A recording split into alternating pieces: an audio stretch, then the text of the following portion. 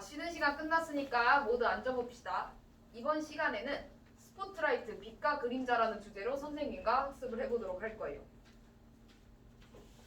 바로 전 시간, 바로 앞 시간에서 배웠었죠. 어떤 걸 배웠을까요? 5.18 민주화 운동이요. 5.18 민주화 운동에 대해 배웠어요. 그리고 특히 선생님과 함께 개영사 발표, 광주 사태 전문을 살펴보면서 5.18 민주화 운동 당시 언론이 어떻게 민주화 운동을 이야기했는지를 살펴보기도 하였어요. 본격적으로 수업에 들어가기 앞서 선생님과 영상 하나를 보고 갈 건데 선생님이 오늘 수업이랑 관련 있다고 생각을 해서 영화 1987의 일부분을 가지고 왔습니다. 영상을 모두 집중해서 봐주시기 바랍니다. 야! 내일부터 검은 근절 캠페인 연재한다. 특별 취집은 구성해서 왜 죽었는지 누가 죽였는지 샅샅이 밝혀내. 부자, 그럼 이거는 까고 있니? 야! 경찰이 공원에서 대학생이 죽었네. 보도지침이 됐어요. 앞뒤지지 말고 들이받아. 예!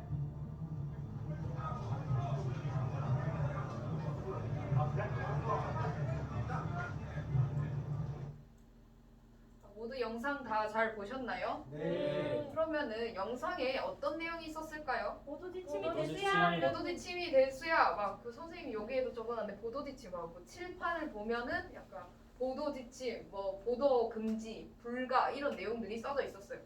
그럼 여기서 보도지침이 정확히 무엇일까요? 보도할 보도할 때 때 지켜야 돼. 지침. 보도할 때 지켜야 될 거.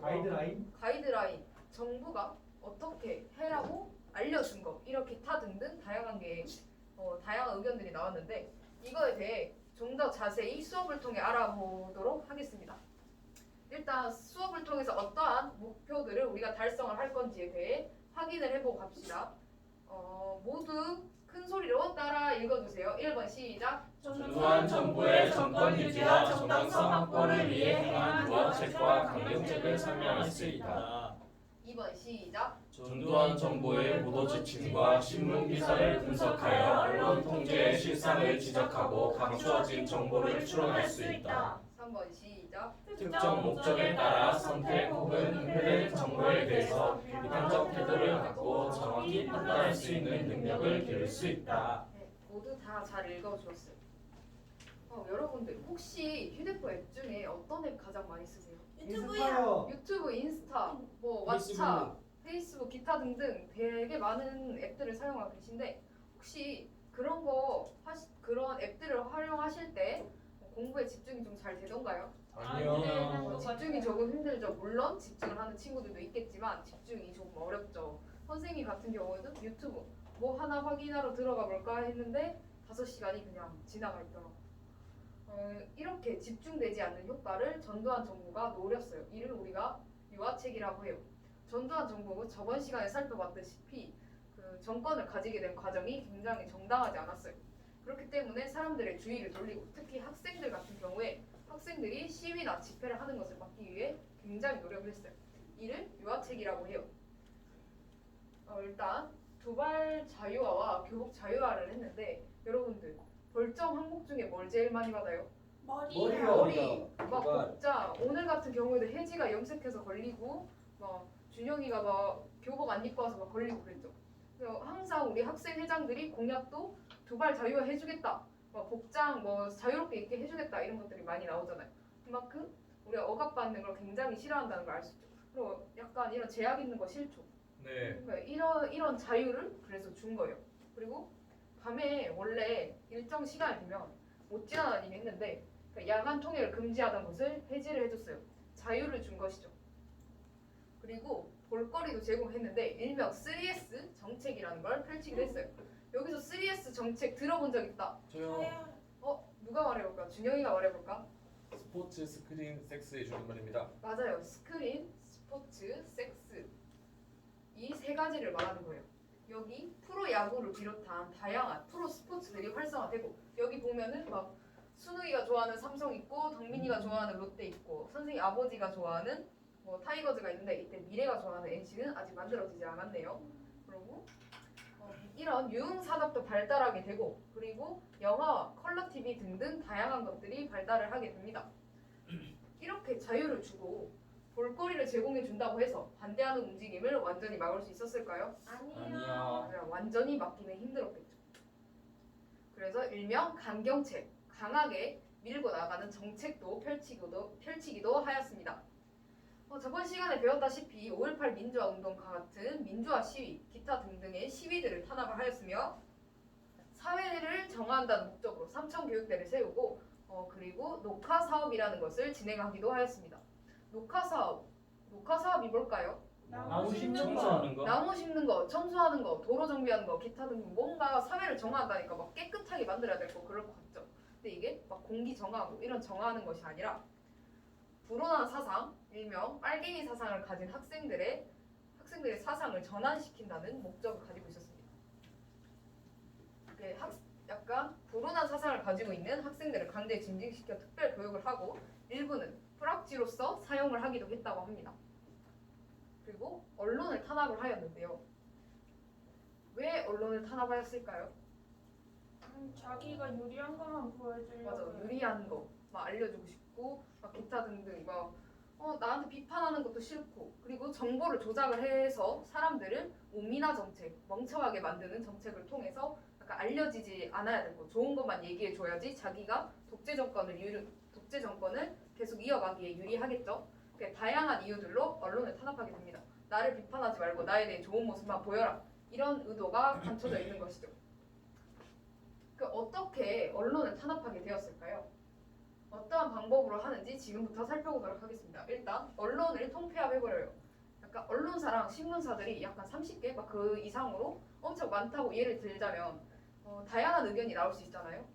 30가지의 의견이 나올 수도 있고 그런데 그거를 5개도 안 되게 줄여버립니다. 그럼 다양한 의견이 나오기 조금 어려운 환경이 되겠죠. 이것뿐만이 아니라 언론 기본법도 제정을 하게 됩니다. 이는 언론사의 등록 혹은 취소를 장관이 그 권한을 가지게 되는 건데 정권에 반발하는 내용을 썼다? 전두환 뭐 하는 거야? 이런 걸 글을 썼다? 그러면은 바로 언론사 등록이 취소돼 버리니까 이 취소될 거를 우려하기 때문에 정권의 눈치를 볼 수밖에 없는 환경이 만들어지게 된 것이죠. 그리고 반발하는 언론인들을 다량으로 해직을 하고 일부는 납치를 당하거나 고문을 당하는 일도 있었다고 해요. 그리고 보도 지침이라는 걸 내렸는데 이거 아까 어디서 봤죠? 네. 우리 동영상 속에 칠판에 붙어 있는 거였죠. 이런 보도 지침을 내려서 어떻게 보도해야 될 건지를 정부가 정해주게 됩니다. 그래서 약간 검열의 사례를 보면 이렇게 원래 글이 있으면 이렇게 수정을 해라 해가지고 이 부분만 우리가 볼 수 있었던 거죠. 어떻게 검열이 일어나게 됐는지 우리가 보도 지침에 대해서 좀 더 잘 이해하기 위해서 학습 활동을 통해 보도 지침이 무엇인지 한번 체험을 해보려고 해요. 궁금하지 않나요? 네. 궁금할 것 같아. 선생님이 제목도 그것이 알고 싶다라고 정해보았어요. 선생님이 아까 쉬는 시간에 나눴던 학습지 있죠? 네. 그 학습지 지금 한번 해보도록 합시다. 시간을 4분 정도 드릴 건데 만약에 시간이 부족하다고 여겨지면 시간을 더 드릴 수도 있으니까 말씀해 주시면 돼요. 방법 선생님이 간단히 설명할게요. 서울시내 대학생의 민정당 연수원 점거 기사를 읽는다. 2. 주어진 보도 지침을 확인한다. 3. 보도 지침을 참고해서 기사를 수정한다. 그러니까 빨간 펜으로 내용을 추가하거나 삭제하시면 되는데 어려우면 친구들한테 물어가 보면서 해도 됩니다. 시작! 모두 다 끝났나요? 네. 모두 잘 끝내준 것 같아요. 그래서 선생님과 함께 확인을 해봅시다. 어느 부분 바뀌었는지 한번 말해볼 사람? 맞아요. 모두 잘 말해줬어요. 선생님과 다시 한번 확인을 해볼게요. 1부 과격학생 폭력 시위, 1분 적극파식으로 극렬화 이 부분이 바뀌었고 그리고 진입이 난입으로 바뀌었으며 헌법철폐 독재타도 등의 학생들의 주장이 사라지게 되었습니다. 그리고 농성 시위를 했다는 것 대신 방화를 일삼는 등 폭력적으로 시위했다면서 학생들의 폭력적 성향을 굉장히 강조를 했어요. 그리고 여기에서는 영장 없이 가택 수사했다는 내용이 빠지고 조사를 실시하였다는 내용으로 축약이 되었습니다. 우리가 처음 본 기사와 이 기사를 비교했을 때 우리가 어떤 점을 몰랐을 것 같나요? 우리가 마지막으로 봤던 기사만 봤을 경우에 진실을 제대로 알 수 있었을까요? 알기 힘들었겠죠. 대표적으로 어떤 어떤 거가 알기 힘들었죠? 막 학생들의 폭력 시위. 학생들의 폭력성이 강조되고 또 제가 간첩으로 몰릴 때 다들 간첩으로 믿어가지고 저 억울한 일을 당할 수 있을 것 같아요. 맞아요. 그런 식의 억울한 일도 있을 수도 있겠죠. 그러니까 다양한 학생들의 이야기를 했을 때 학생들의 주장도 반영이 안 됐었죠. 그러면은 이러한 언론 통제가 우리에 어떤 영향을 끼쳤을까요? 아까 영서가 말해준 사례도 있지만 또 어떤 사례가 있을까요?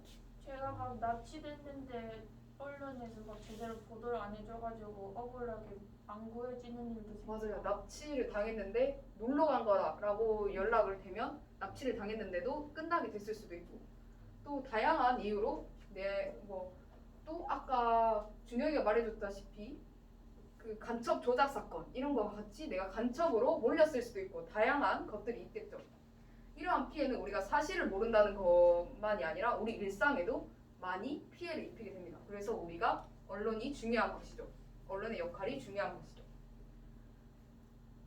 그렇다면 또한 잘못된 정보가 현대까지 영향을 끼치게 됩니다. 그 당시에만 영향을 끼치는 것이 아니라 그 당시에 만들어진 사실을 진실로 믿는 사람들로 인해서 악영향을 계속해서 끼치게 되는 것이죠. 이거는 전 시간에 학습했던 5.18 민주화운동 당시 사건 전문 발표 내용인데 일부러 발췌를 해왔습니다. 여기를 보면 광주 사태, 폭도, 북계라는 표현을 하고 있어요. 이것을 읽어줄 친구. 저희가 미래가 한번 읽어볼까? 강주 사태의 경위 및 진상과 사후 처리의 방침을 다음과 같이 발표하는 바이다. 폭도들은 불량배와 특정 정치 목적을 가진 불순분자가 대부분이 차지하였다. 북계에 협력하는 불순위 해분자들이 책동 흔적이 있는 바 23일 검거된 난파 간첩 이청용의 그간 필답 필문의 진술과 당국이 포착한 몇 가지 징후가 실증되었다. 실제 증명되었다 이렇게 얘기하고 있죠. 광주 민주화운동, 광주 사태, 폭도들이 일어났고 북계에 의해 북계에 의해 일어난 건데 이게 간첩에 의해 확인이 되었다 이런 표현을 하고 있어요. 근데 실제로 우리가 저번 시간에 배웠다시피 광주 민주화운동은 그런 일이 없었었죠. 이러한 내용 광주에서 일어난 민주화 시위를 북한 간첩과 폭도들이 일으킨 사태로 보려는 시각을 발행한 신문 자료였어요. 이러한 자료들을 우리가 비판적으로 바라보지 않는 이들이 이렇게 광주 민주화운동을 폄하하고 있습니다. 폭도를 시민군으로 포장하느라 애쓴다. 광주 사태가 무슨 얼어 죽을 놈의 광주 민주화운동이야. 5.18은 김대중과 북계가 주도한 폭동입니다. 이런 식으로 이야기를 하고 있어요. 우리가 이렇게 상황을 고려하지 않고 신문 기사를 있는 그대로 받아들여야 될까요? 아니면 당시 상황을 고려해서 비판적으로 바라봐야 했을까요? 비판적으로 봐야 돼요. 맞아요. 비판적으로 바라봐야 했었어요. 비판적으로 바라봤기 때문에 지금 우리가 보는 역사서 그리고 교과서에서는 5.18 민주화운동이라고 표현하죠. 광주 사태에 막 폭도라는 표현이 있지 않고요. 그리고 또 이런 탄압들이 있었지만 탄압들에 대해 과연 모두가 침묵을 하였을까요? 아니에요. 모두가 침묵을 하지 않았기 때문에 우리가 원래의 사실을 알 수 있었던 거죠. 언론 자유화를 위해 다양한 저항들이 있었는데 대표적인 게 보도지침 폭로예요. 보도지침이 있었다는 것을 알림으로써 우리가 봤던 게 원본이 아니다. 그리고 언론을 정부가 조작을 했다. 다양한 사실들을 알리고 우리가 그로 인해 언론의 자유에 한 걸음 나아갈 수 있었어요. 지금 언론의 자유가 많이 이루어졌다고 하지만 우리가 과거처럼 이렇게 스포트라이트가 집중된 빛, 정부가 선택한 정보 이런 식의 정보만 우리가 받아들인 채 살아갔다면 우리는 이렇게 그림자 속에 있는 정보들을 무시한 채 살아갔을 것입니다. 사실을 모른 채 말이죠. 여러분들은 그러면은 이 부분만 집중해야 될 것 같나요? 이 부분도 집중해야 될까요? 맞아요. 둘 다 집중을 해야겠죠. 그래서 선생님이 제목을 스포트라이트, 빛과 그림자라고 이름을 지었어요. 그 스포트라이트만 집중된 정보만 받아들이는 것이 아닌 다른 정보들도 받아들일 수 있는 학생이 됐으면 해서 말이에요. 과거에 빛과 그림자는 선생님과 함께 살펴봤는데 현재의 빛과 그림자는 무엇일까요? 언론의 빛과 그림자. 언론이 자유가 있고 그 다음에 다양한 의견을 낼 수가 있는 맞아요. 빛이었어요. 그럼 그림자는 어떤 거일 것 같나요? 그러다 신뢰 보니까 못하는 정보가 맞아요. 많은 것 같아요. 신뢰 못하는 정보, 다양한 것들이 있지만 선생님이 이렇게 꼽아왔어요. 자유와 다양성, 그리고 낮은 신뢰도와 편파적 보도가 있다고 생각을 했어요. 이걸 보면은 이게 국경 없는 기사회에서 조사한 건데 우리나라의 언론 자유는 굉장히 양호한, 굉장히 높은 편입니다. 그렇지만 언론의 신뢰도 순위는 계속해서 떨어지고 있죠. 우리가 언론을 바라볼 때, 우리가 기사를 볼 때 그렇다면 어떻게 바라봐야 할까요? 비판적으로. 비판적으로 당연히 바라봐야겠죠. 그러니까 우리는 글을 읽을 때 생각을 해야 됩니다. 작성자의 의도가 있는 글이며 작성자의 의견에 따라 우리는 한정적인 정보를 받아들이는 것이기 때문에 작성자가 어떤 의도로 말하는지, 어떤 식으로 뭘 알리고 싶은 것에 대한지 생각을 하고 우리는 그 있는 그대로 받아들일 것이 아니라 비판적으로 받아들여야 합니다. 선생님은 그래서 주제를 빛과 그림자라고 하고 스포트라이트라는 것을 한 것이죠. 스포트라이트에 집중된 사람들이 선택한 정보만 있는 그대로 받아들이는 것이 아닌 주체적으로 비판적으로 학습하는 학생이 됐으면 좋겠어서 이런 주제로 수업을 구성했어요. 좀 알 것 같나요? 왜 이런 제목을 했는지? 네. 정말 잘 알았는지 선생님과 학습 목표를 다시 한번 확인해 보면서 생각을 해봅시다. 1번 시작. 전도한 정보의 정권 유지와 정당성 확보를 위해 행한 유아책과 강경책을 설명할 수 있다. 유아책과 강경책을 설명할 수 있다. 우리 학습 내용을 통해 알 수 있었죠. 3S 정책 막 기타 등등 다양한 것들이 있었어요. 3S 정책이랑 막 교복을 자율화해주고 머리를 자유화해주고 막 야간 통행 금지하던 거 해제해주고 강경책으로는 또 뭐가 있었지? 강경책으로는 약간 시위 탄압, 언론 탄압 막 그런 것들이 있었죠. 2번 시작. 전두환 정부의 보도 지침과 신문 기사를 분석하여 언론 통제의 실상을 지적하고 감추어진 정보를 추론할 수 있다. 이것을 우리가 탐구 활동을 통해 한번 해보았어요. 3번 시작. 정 목적에 따라 선택 혹은 은폐된 정보에 대해서 비판적 태도를 갖고 정확히 판단할 수 있는 능력을 기를 수 있다. 맞아요. 이거는 탐구 활동이랑 선생님이 마무리로 정리하는 것을 통해서 우리가 알 수 있었어요. 잘 달성된 것 같나요? 네. 목소리가 우렁찬 거 보니까 잘 달성된 것 같네요. 다음 시간에는 이 사진과 관련된 것을 배우도록 하겠습니다. 이 사진 어디서 본 친구? 인스타에서 봤어요. 인스타, SNS에서 많이 봤다. 그죠? 그럼 이게 어떤 내용이었나요? 이거 민주화야. 태국 시위, 태국 민주화를 위한 시위였어요. 여러분들의 관심이 필요하대. 1987년 한국의 빈칸과 같이 2020년 태국에서 민주화 운동이 다시 시작되었습니다. 그럼 여기 빈칸에 무엇일까? 6월 민주항쟁. 맞아. 힌트 이건데 힌트 주기도 전에 맞춰보면 역시 예습을 잘하는 친구들인 것 같아요. 맞아요. 6월 민주항쟁이었어요. 이렇게 우리 6월 민주항쟁을 모델로 해서 막 사람들의 관심을 촉구하고 있는 거죠. 그래서 다음 시간에는 아시아의 민주화 모델 6월 민주항쟁에 대해서 배워보도록 하겠습니다. 이상으로 수업을 마치도록 하겠습니다. 다음 시간에 만나요. 안녕. 수고하셨습니다.